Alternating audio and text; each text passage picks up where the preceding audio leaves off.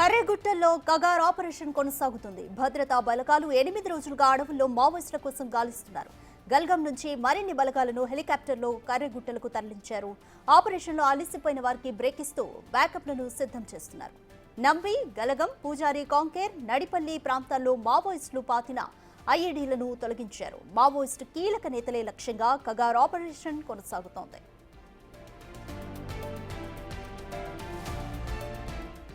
ములుగు జిల్లా వెంకటాపురం, వాజేడు, బీజాపూర్ జిల్లా ఊసూరు police station పరిధిలో నిన్న అదనపు బలగాలు రంగంలోకి దిగాయి. ప్రత్యేక వాహనాల్లో వచ్చిన దాదాపు 2000 మంది జవాన్లు పలు మార్గాల్లో అడవుల్లోకి వెళ్లారు. మావోయిస్టుల ఏరివేతలో అనుభవం ఉన్న జార్ఖండ్ బలగాలు రంగంలోకి దిగాయి. వెంకటాపురం అటవీ ప్రాంతంలో హెలికాప్టర్ల సంచారాన్ని తిరిగి ప్రారంభించారు.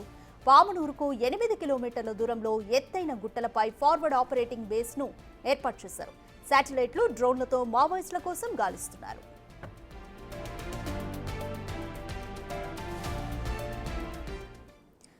మోర్ డీటెయిల్స్ మా ప్రతినిధి వేణు అందిస్తారు. వేణు, కర్రెగుట్టల్లో ఆపరేషన్ కగార్ అయితే కొనసాగుతుంది. అయితే కొంతమంది భద్రతా దళాలకి బ్రేక్ ఇస్తూ బ్యాకప్ ని కూడా సిద్ధం చేస్తున్నారు. ప్రస్తుతం పరిస్థితి ఏ విధంగా ఉంది?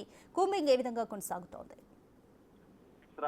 గత 10 రోజుల నుంచి జరుగుతున్న ఆపరేషన్ కగార్ లో భాగంగా కర్రెగుట్ట ఆపరేషన్ కొనసాగుతుంది. ఇప్పటి వరకు 25,000కు పైగా బలగాలను మోహరించినప్పటికీ కూడా మావోయిస్టుల జాడ కనిపెట్టడంలో అటు సాయుధ బలగాలైతే విఫలమవుతున్నా తెలుస్తుంది. 24 నాడు జరిగినటువంటి స్వల్ప ఎన్కౌంటర్ లో 3 మహిళా మావోయిస్టులు మృతి చెందిన విషయం తప్ప ఇప్పటి వరకు మావోయిస్టులకు సంబంధించిన బంకర్లు, సేఫ్ జోన్లుగా భావిస్తున్న గుహలను కనిపెడుతూ వాళ్ళకి సంబంధించిన డంపులు స్వాధీనం చేసుకుంటున్నారు. కానీ దాదాపుగా 400 నుంచి 600 వరకు ఉన్న గెరిల్లా PLGA 1 ప్లాట్ సంబంధించిన దళము కర్రెగుట్టలో ఉందని పక్కా సమాచారం నిఘా వర్గం నుంచి వచ్చినప్పుడు కూడా వాళ్ళ జాడ కనుగొనడానికే ప్రస్తుతం సాయుధ బలగాలు తీవ్రంగా శ్రమిస్తున్నాయి. నైట్ టైం కూడా పూర్తిగా UV గైడెడ్ డ్రోన్స్ తో పాటు పహారా కొనసాగిస్తున్నారు. దాంతో పాటుగా అధునాతన దళాలను కూడా తీసుకొచ్చారు. ఫార్వర్డ్ బేస్ ఏర్పాటు చేసుకొని కంప్లీట్ గా అటు కొండ ప్రాంతాల్లోనూ మైదాన ప్రాంతాల్లోనూ పూర్తి స్థాయిలో సాయుధ బలగాల కూంబింగ్ ఆపరేషన్ కొనసాగుతుంది. అయితే నిన్న దాదాపు 81 బెటాలియన్ సంబంధించిన 1000 మంది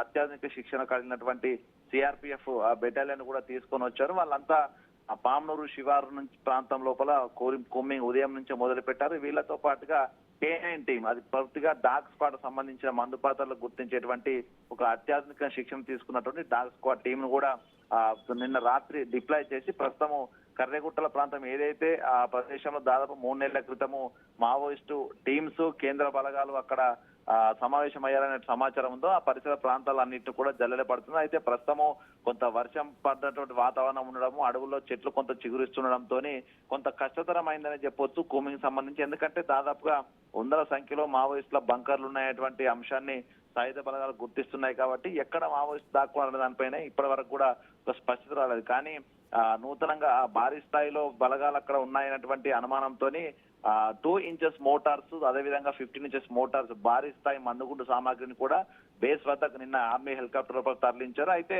భారీ స్థాయి ఎన్కౌంటర్ కు దళాలు సిద్ధమవుతున్నప్పటికీ కూడా అటు మావోయిస్టుల జాడ అంత చిక్కకపోవడంతో కొంత దాదాపుగా కొత్త టీమ్స్ ను కూడా డిప్లాయ్ చేస్తూ వివిధ ప్రాంతాల లోపల సెర్చ్ ఆపరేషన్ అయితే కొనసాగిస్తున్న పరిస్థితి ఉంది. అయితే ఏజెన్సీ ప్రాంతం మొత్తం కూడా అప్పుడప్పుడు అటు IED బాంబులను వెలికి తీయడము, మావోయిస్టులు ఉన్నారనే అనుమానంతో ఈ దళాలు కూడా పూర్తిగా కాల్పులు జరుపుకుంటూ బాంబింగ్స్ వేసుకుంటూ ముందుకైతే వెళ్తున్నారు. కానీ ఇప్పటి వరకు భారీ స్థాయి ఆ దళాలకు సంబంధించినటువంటి సమాచారం కూడా రాకపోవడంతో మరి కొద్ది రోజుల పాటు ఈ కగార్ ఆపరేషన్ కొనసాగే అవకాశం కనిపిస్తుంది. అయితే ఇప్పటి వరకే పర్మనెంట్ బేస్ ఏర్పాటు చేసుకొని ఇక్కడ నుంచి బయట నుంచి అటవీ ప్రాంతం లోపలికి అటు సాయుధ బలగాలు కానీ ఇతర ఏజెన్సీ ప్రాంత వాసులు కానీ రాకుండా ప్రయత్నాలు చేస్తున్నారు. కానీ దీనికి సంబంధించి మావోయిస్టుల జాడ ఇప్పటి వరకు చిక్కకపోవడంతో కొంత సాయుధ బలగాలైతే మరికొన్ని రోజులు ఇక్కడే వేచి ఉండి కూంబింగ్ ఆపరేషన్ కొనసాగించే అవకాశం కనిపిస్తుంది. ఇక దీనికి సంబంధించి ఇప్పటి వరకు కూడా ఎటువంటి అఫీషియల్ ఇన్ఫర్మేషన్ అటు సాయుధ బలగాలు కేంద్ర ప్రభుత్వం నుంచి